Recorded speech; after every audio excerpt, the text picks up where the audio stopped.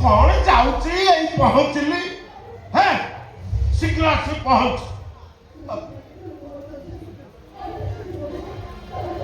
आजकल बिना टिके भी दायित्व ज्ञान नहीं थाऊ समिति थाऊ अଯଥାରେ ବିରକ୍ତ ହୋଇ ନିଜକୁ ଟେନସନ ଦିଅନ୍ତୁନି। ଅତୀତରେ ଯାହା ଯାହା ସବୁ ଘଟଣା ଘଟି ଯାଇଛି ସେଇ ଘଟଣାକୁ କେନ୍ଦ୍ର କରି ସୁରକ୍ଷା ବାଟ ହୁଡ଼ି ଆଉ କିଛି କରି ବସିବ ସେମିତି ଭାବନା ଆମ ମନରେ ଆଣିବା ଆଦୌ ଉଚିତ ନୁହେଁ। समुद्री ଆପଣ ଯଦି ମୋତେ ସାହାଯ୍ୟ କରିନଥାନ୍ତେ କ'ଣ ଯେ ମୋ ଅବସ୍ଥା ହୋଇଥାନ୍ତା ମୁଁ କିଛି ଚିନ୍ତା କରିପାରୁନି। ନା ମୋର ମାନ ସମ୍ମାନ ରହିଥାନ୍ତା ନା ମୁଁ ପଞ୍ଚାୟତରେ ମଥା ଟେକି ବାଟ ଚାଲିଥାନ୍ତି। କିନ୍ତୁ ସମୁଦି ଏବେ ମୋ ମଥା ତଳକୁ ହବାରେ ଲାଗିଛି। ହେଲେ ଏମିତି କ'ଣ ପାଇଁ କହୁଛନ୍ତି? ଏମିତି କହିବିନି କୁହନ୍ତୁ।